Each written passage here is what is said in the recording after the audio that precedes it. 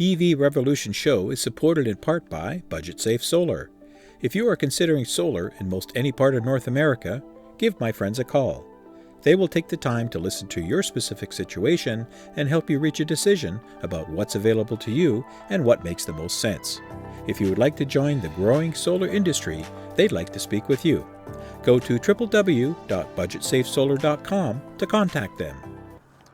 All right, and hello and welcome to this edition of the EV Revolution show. My name is Kenneth Bokor, your host, and today I've got just a quick review of a brand new 2022 Porsche Taycan GTS Sport Turismo. Yep, it's a lot to say, but it is a lot of cars. So I want to thank Porsche Canada, first of all, for letting me use this car. I only really had it for like 2 days, folks, so this is just a quick look at this vehicle.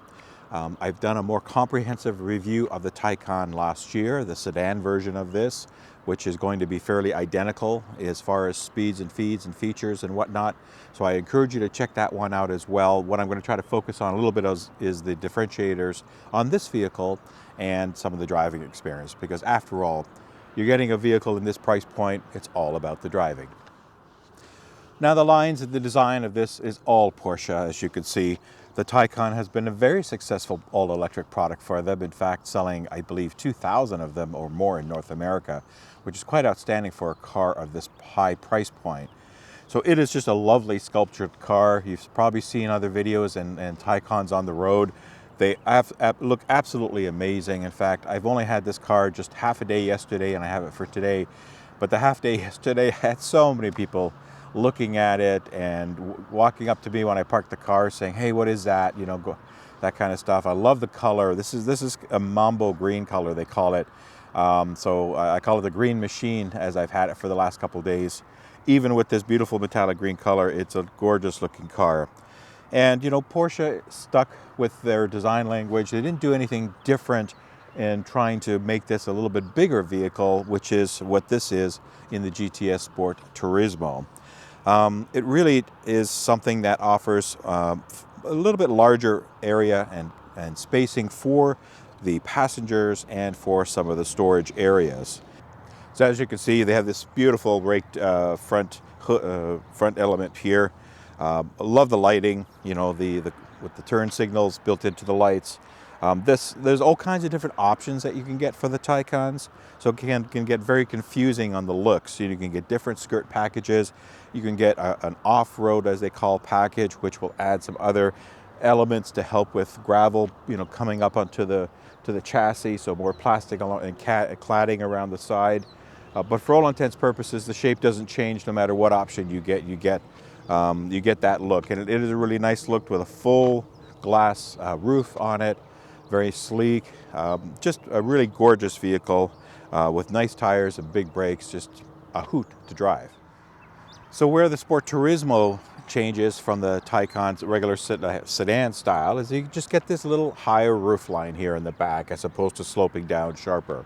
Gives you a little bit more of an estate look, a CUV, SUV look, whatever you want to call it, but that's basically what it does. Gives you a little bit of additional room on that, and what that gives you is a couple more inches in the rear passenger room and a few more liters or cubic foot space of storage here in the boot so that you can put more stuff in.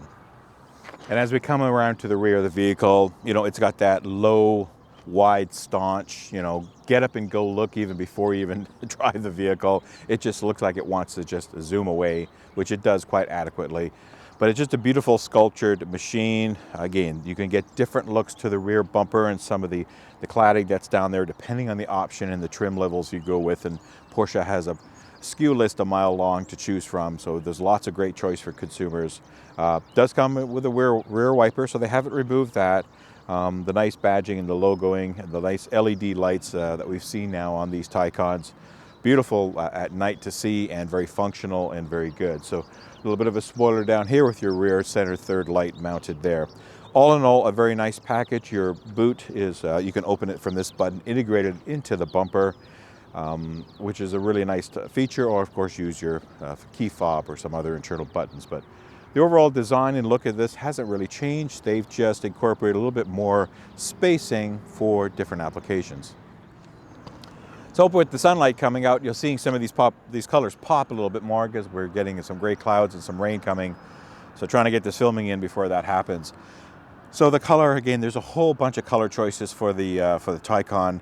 This is the Mambo Green. It's a metallic color. It really, really is an eye catcher. Like I said, I've had a lot of compliments only in half a day already about this color. I think you either love it or hate it, but I think most people are really, really liking it because it's just a different kind of green. But Porsche has a beautiful color selection. Now, when we get to some of the stats on this vehicle, I mean, you don't buy this car just for the color and the looks, but that is a big part of it. You do buy it for performance and some of the numbers. Now, this is, of course, an all-electric offering from Porsche. They have moved away based on their MAB platform. That has worked quite well to make the Taycan a very successful product. This is the almost top-tier version that I have here called the GTS Sport Turismo version. And it has 380 kilowatts of power, which produces 509 horsepower and 627 pound-feet of torque. Yes, that's quite a lot for a vehicle like this. And then there's an overboost power with launch, which will pump in 590 horse for a short period of time. So all that those numbers mean is that this is a very, very quick machine. Even the base level Turismo itself, Taycan Turismo, is plenty fast. So you can go up from that up all the way to the top end, which is in the area of 700 to 800 horsepower and foot-pound respectively. So it's quite the machine if you want to spend the money. Now, of course, these machines aren't cheap, and I will get to pricing near the end of this, but what that performance and the power gives you is a 0 to 60 and a 0 to 100K time of 3.7 seconds on this particular model, and you can go even a little quicker on the higher end trim and slightly lower on the speeds on the lower end trims, but everything is still well within that 3.5 second to 3.9 second mark. So they are really fast machines. Part of the reason is because they are all-wheel drive, so you get that all-wheel drive traction, nice big sticky tires, yet they're going to be somewhat efficient. So say this isn't a car that I would going to talk a lot about efficiencies on because it's really not there. Mind you, though, you do get good range on this vehicle.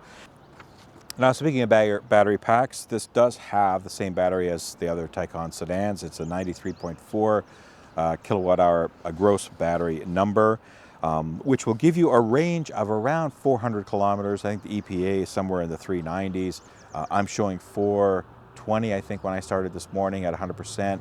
Nice temperatures now. We're into early summer, so we should get the best ranges possible out of this car.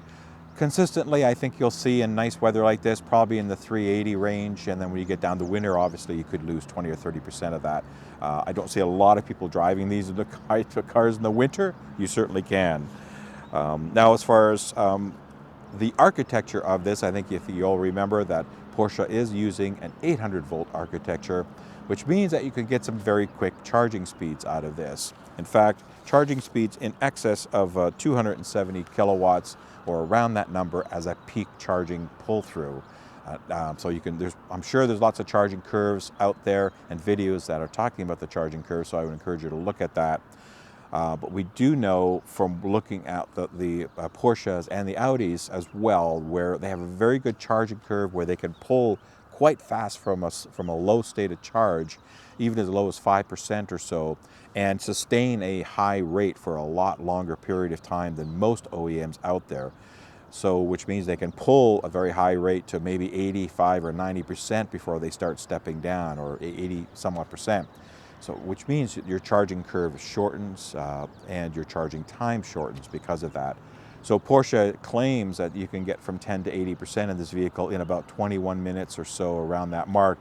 And I truly believe you can because of that really good charging curve. Now, for home charging, the Taycan supports from 9.6 AC charging up to 22 kilowatts, so depending on what you've outfitted your home with. And there's two charging ports on this vehicle, one on the driver's side and one on the passenger side. I'll show you them both.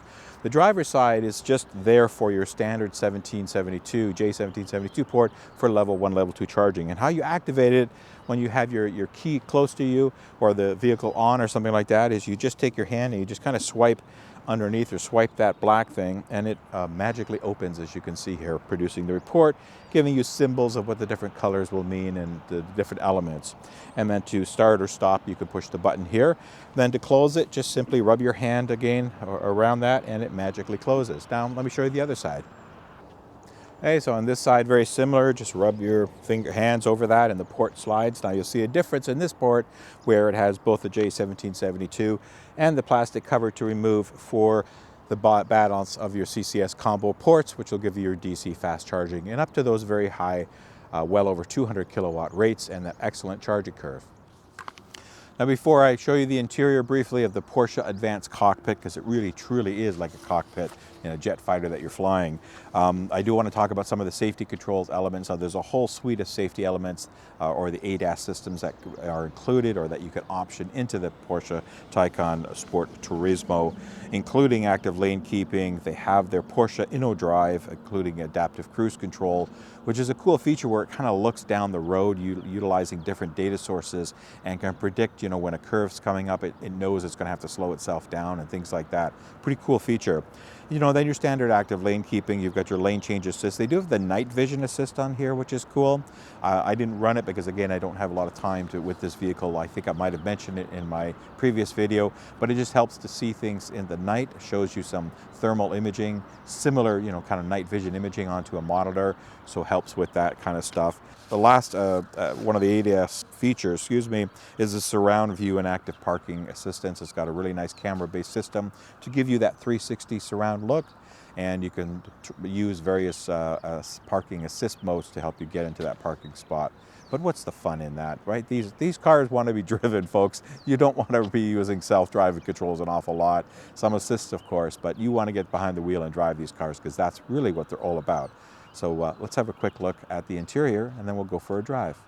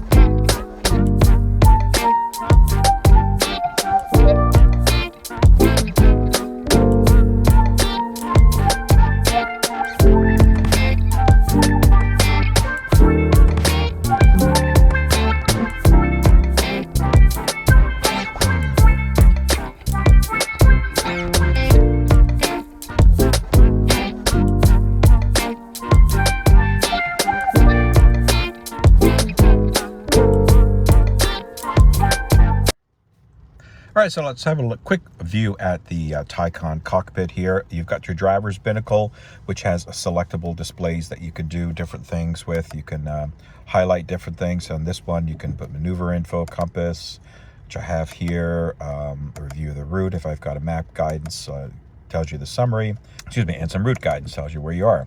So that's pretty cool. You can do different things. Then you can just select different ones here. If I go over to this one, then I can select a couple different options, I guess, because I'm parked. So assistant systems, it'll show you if they're activated. So like your lane distance on your adaptive cruise control. You can turn it on or off here or from the menu, and it's got other, that's basically about it for that particular one. Then you're just basically a power meter is what it shows you here, which is pretty cool. When you're accelerating and decelerating, shows you the recuperation. Also gives you your battery range information with a very small percentage bar. It doesn't tell you the percentage, but you can kind of see that. This was, like I said, over 400 kilometers at a full charge, slightly low, probably around 96 or something like that percent. So a state of charge, and then you have some soft buttons here for headlights and light controls, and then on this side you have some shortcuts to some of the other features, turning traction control off, the chassis, raising the height, and you can some programmable buttons. On your steering wheel, it takes a little while to figure out what's what. You've got voice command, again, your favorite button, and this is for regen to turn it on or off. You have your cruise control under here. It takes a little bit of time to figure out how that works, folks, especially if you're not used to the German way of doing things. Your drive mode selectors here, and this is your drive modes which will come up. So you've got your range, your normal, sport, sport plus, and individual, which is a customizable one. So that's pretty cool. And then you have your music controls here with some menu selectors as well. So there's a lot of different things that can be projected here. You can put a map as well on here if you want, and you can zoom in, all that kind of stuff. So they've given a lot of thought to what's to display on here, different elements, and always night mode if you want, black, that kind of stuff. North is up if you want. So it's pretty cool how they've elemented that things. Now we go into the main infotainment system. Lots of different buttons and things to play with. I'm not going to show you them all. Good response time. It's a nice system. Main things you're going to use, pairing devices, stuff like that. Vehicle controls here is where you're going to look at a lot of different things. Turn the fan down a little bit. Here's where you'll set your drive modes, and then you can program the modes. Now the chassis does have a height, so it can go normal, sport plus. When you depending on the drive mode, it stiffens the suspension a little bit, things like that. Chassis height is pretty cool, where you can lift, lower. So if I lift this up, let's see if you'll be able to pick this up as as the car is lifting up here. Hopefully you can see that against the backdrop. And then if I discard that and I go low, let's see what we can get for low here. If it comes out in the pictures, yeah, I mean, I can certainly feel it. Might be hard to see here, but so just kind of put it in regular mode. You have recuperation, which is off, on, or auto. Auto senses the amount of recuperation it needs and will apply it. I've been leaving it on. It's not a very strong recuperation. There's no other settings that I can find to strengthen it, so it's a very, you need to use the brake pedal, and I think that's because Porsche knows that people want to drive these cars, and they're not going to rely on one pedal driving. They want to be in full control. Then you can have electronic noise, which is off or on. I choose to have it off because I don't need the Hans Zimmerish or whatever music guy they're using to put these things together. I just like it off. And then different assistant modes as well. You can turn off all your assistant, your ADAS systems as well. Set some trip. Tells you your trip stuff, and some comfort settings is here for lighting, ambient lighting, change colors, and all that kind of stuff. So your usual stuff. That's kind of one of the main buttons. Navigation, of course, your phone, media. Media will stream different things and that kind of stuff. Charging will tell you here, state of charge. So I'm at 95%, showing the kilometers. You can set timers, of course, for charging. You can set profiles, like if you're home and you want to precondition, pre-cool, you can set up all different elements here. So all the standard features that we're used to with battery management, and the ability to prolong the life of the battery as much as possible, to extend it by way of preconditioning and things like that. So in the back to drive mode. So those are kind of the common ones here in this navigation. And then you can get apps. You can do OTA updates, of course, things like that. And then just a little closer to the driver, there's this center binnacle. So it has a lot of the similar controls that you'll see up here. It's designed so if you've got something going on here, you can actually change the climate and do some of those features here. Put the music here, put the nav here, make a call, all that kind of stuff. Go into different modes. Just some of your quick buttons here, selecting your auto climate. There is a method that you can write here if you want to learn, kind of like the BMWs have as part of their iDrive system. You can do some touch controls with your fingers. I haven't figured that out. Talking about, again, if you want to see what the battery is, it's nice and big there. Things that I can do here, if I'm going to fast charge or not. If I want to pop the hoods, I can do all that stuff here as well. So that's that. Now, as you can see, there's the maps came on because I pressed the map button, put music, I'll get music. There is also an option here for a third display for the passenger, so they can monkey around and do different things here as well. Change your music on you, which could be annoying because the drivers usually are in control of the music, but not all the time. Your family and your mileage will vary with that one, folks. But it is nice to have a separate display for the passengers, and if they want to do different things, they can do different things. Connect their phone as well and play music and that kind of stuff. And lots of buttons in here as well. So it's a mix, mainly soft touch controls in the cockpit, with some buttons for door controls, window controls, folding mirrors, and that kind of stuff. Up here, really not much but dome lights. You've got your small little tiny mirrors here. I think for the passenger side it's bigger, but it's fine for that. Again, no issues. The clock option is funny, which is the retro thing here, and that's about it. For inside storage, you got two nice cup holders, and you saw me have a water bottle maybe yesterday in this thing, so it does hold a big water bottle, which is nice. Not a ton of room for storage though, obviously. Smaller items, so if I figure out how to open it up, as you can see, not much here.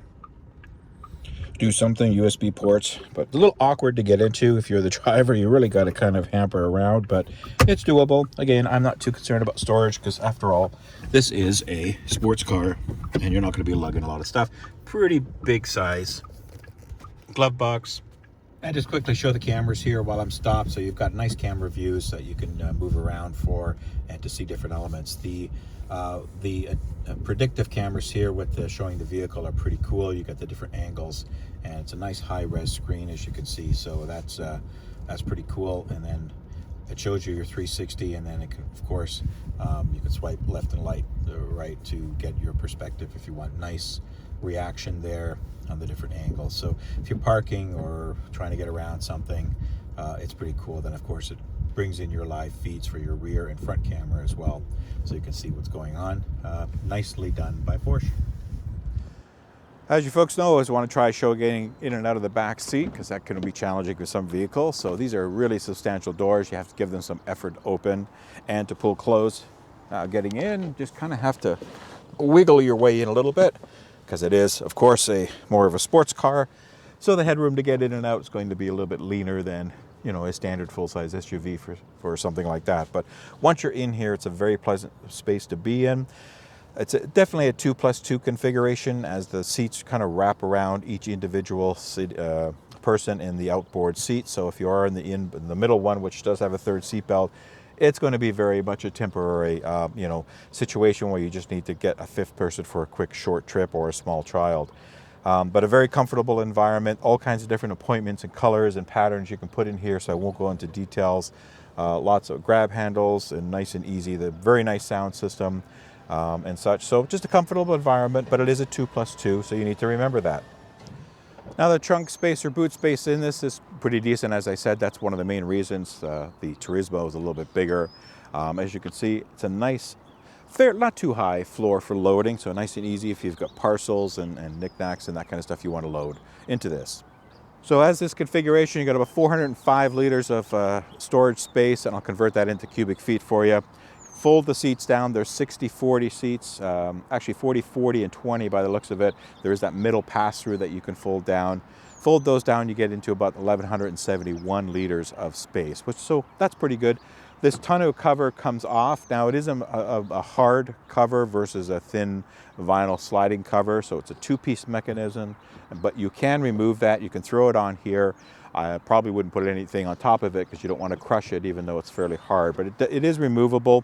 And then there is some storage underneath here that I will show you. It's in the B-roll as I'm talking. Just a nice little storage cubby under here. Goes down a few inches for storing the mobile cables if you want, or windshield washer fluid. I mean, there is a side tank for that storage. So there are some odds and ends, and you'd be surprised how many things you could tuck away in here. I did want to mention that this does have some storage space, pretty good, again, for a vehicle of this type, size and class. It's got 87 liters of front boot space, big enough to actually hold the charging cable, the mobile connector, which is a pretty large size, and you could probably snug a couple more things in there because it's fairly deep. But, you know, it's nice to see Porsche do that. Only maintenance you have to do, windshield washer fluid right here. All right, so I'm going to give you some of my driving impressions. I can't go too fast because actually I was pulled over here to set up my cameras, and a police officer came by to check on me to see if I was okay, and told him all my story that I'm doing a road test and everything. He goes, okay, you're not going to be speeding on this thing, right? Because I know what this car can do. I said, no, I'm going to take it easy. So I can't really show you guys a lot of the speed, but trust me, folks, if you go out there, there's videos that have done pretty extensive testing with this as far as the speed goes. And this thing is crazy, right? So I'm just going to take it easy on this country road here. It's wet too and slick, and I don't want to cause any problems. So just quickly wanted to just give you my driving impression. So I've been driving this for about a day. I have to return it tomorrow morning early. So what I can say is that this is obviously a driver's car, and this is, that's what Porsche's mentality is, right? That's their DNA. So this thing has, more speed that you can shake a stick at. I give it just a little throttle, and I'm back in the seat already. And that I have it actually in normal driving mode. Put it in Sport Plus or Sport. You have the different modes. Now, if you want that sound, as I mentioned, I'll turn that on so you can hear. So, don't know if you can hear that sound there as I'm going up and down on the speed. It produces this electric sound. It comes from the back, so almost like to mimic a muffler sound. I'm not crazy on it because I'd rather have the quiet type. But it is something if you wanted, and you might be able to find in the menu and change it, so I'll turn it off. Otherwise, again, I explained the controls. The car handles like it's on rails. It just absolutely handles like it's stuck to the road and with Velcro, and you need to really, really push it hard to get it off. So won't be able to do it in these conditions, but it's a driver's car. It's got a beautiful driver's steering wheel here, which my friend and I both noticed. The steering wheel was really, really nice. And put the rear wiper on there because it's starting to fog up. It's just a very comfortable car. I believe these are the sport seat updates, upgrades to the vehicle, so they're very snug. My wife was playing with the seat yesterday, and she really enjoyed it because she found it that you could adjust it in many different ways, and she's a petite person, so it was really nice to see her find some comfortable levels of seating, because that's always a challenge for a lot of people, or bigger guys like me, right? Find something that we can have a lower back support and all that stuff. So it really is a snug driver's cockpit when you're in this thing. The steering is bang on, right? It's not loose. You feel the road, but not in a harsh sense.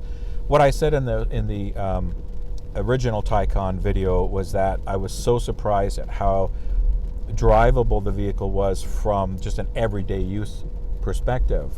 Going to the grocery store, doing some groceries, going back and forth to work, whatever. Just as that, the comfort level in this car is amazing for the sports car that it is. It has a really lovely suspension. Of course, that does adapt depending on the drive mode that you're in. The chassis will change the suspension setup with electronic dampening, I believe, and some air elements to give you a normal Sport or a Sport Plus ride. And that's the beautiful thing about this vehicle. If you want to take it to the track and put it through some paces, this car will give you the ability to do that. If you want to just take it as a recreational car, a summer vehicle, have fun with it, drive it around winding country roads, all that kind of stuff, you can do that too. This is more than capable to do that. It's just an absolutely lovely vehicle to drive, and certainly worth anybody spending that kind of money. Obviously, you're going to know what you're getting into, and you have a car. Unfortunately, I can't test this car, give it a little bit more oomph than I can today, because A, we've got some slicker conditions, and B, there's police all over the place. So the last thing I want to get is a big ticket. And now that they've got my name and everything, they said, well, if we see you, we'll know that it's you. So I said, well, you can't miss me in this green machine, I'll tell you that. No, the officer was very pleasant about the whole thing. He's a car guy too, so it was quite fun chatting.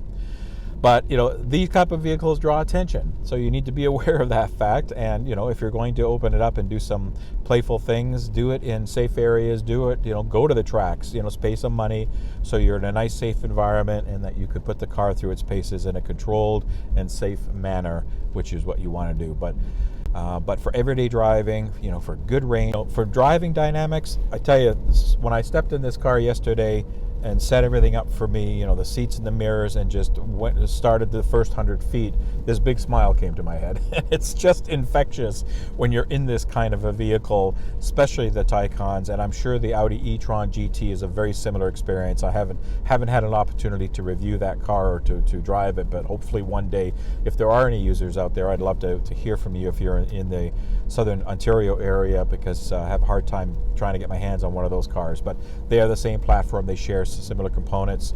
And again, the driving experience is going to be amazing in these vehicles. So, practicality, no, that's not what these are known for, but drivability, the fun factor, the ability to have that same experience that Porsche owners know and love from their older and internal combustion vehicle brothers and sisters, to going to a fully electrified, says something, that Porsche has really done a great job in taking that culture that they're used to and moving it into the full electrification space, and still having their owners walk away with big smiles on their face and going, you guys have done a great job, this is a fantastic vehicle. And as I mentioned, it shows in the sales of the Porsche Taycan, that they've been through the roof, retrospectively to how many units they sell regular. So it's a very, very good uptake on this. So, my hat's off to Porsche again. I said it probably in the first review, and I'll say it in this one. They've just done a fantastic job with this vehicle. It's an absolute pleasure to drive. It's just so fun. Man, it really does make me feel younger, because I am getting older, folks. And you get into a car like this, and it kind of knocks 10 years off your lifespan anyway, just from a fun factor.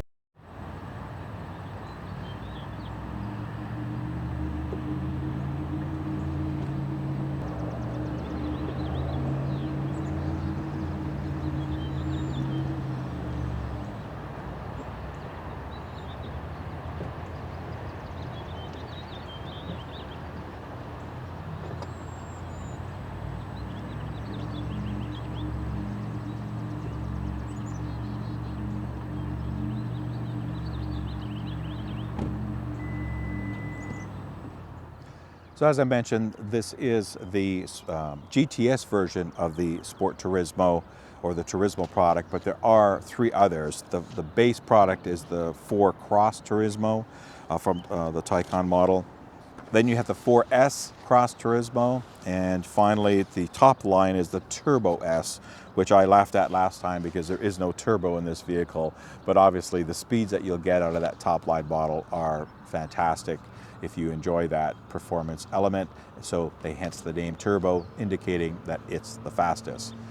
Now, focusing on my model, which is the GTS Sport Turismo model, MSRP on this is $154,700, so definitely not for the light of heart. The base models start just under $120,000, and the top of the line turbo model can take you well over $220,000 Canadian. Obviously, there's no rebates or incentives because these cars are priced way too much for that. There's definitely luxury sports cars. You get all kinds of the different tech features that I mentioned, and on an all-electric platform with that low center of gravity, the adaptive handling of this and the different drive modes that really set the chassis and the suspension and the drivability of this machine are fantastic. Porsche has just done an absolutely incredible job, and I've spoken to some Taycan owners recently to get their feedback on the vehicle, and they absolutely love the vehicle. They wouldn't trade it for anything. Certainly it's not the biggest interior, even with the Turismo version having a little bit more boot space and a little bit more height in their back, a little bit more back seat, but it does make that slight difference. So as a 2+2, 5 in a real pinch, it's really going to be something to consider for folks who want to do that. So what's my final verdict on this vehicle? Well, man, I don't think I could just smile big enough. It's early in the morning here, so I'm still a little tired, folks, when I'm doing this segment, but it is just a fantastic vehicle. Absolutely, I would recommend it. If you have the money and you can afford this vehicle, it's a fantastic vehicle. Porsche has really nailed this, and as I mentioned, it's one of their best-selling, if not the best-selling vehicle they have in their entire lineup. So it shows that fully electric platforms that are built with the same specs as performance platforms for ICE vehicles can be just as fun, if not even better and more fun for those reasons. So this car has been selling well. So absolutely recommend it if you can afford a vehicle like this at the top range of the pricing that we have out today, without going into supercar territory. But it's loads of fun. That's probably the best thing. It's secure, it's safe, but it's loads of fun to drive. It instantly puts a smile on your face when you get into this every morning and drive it around.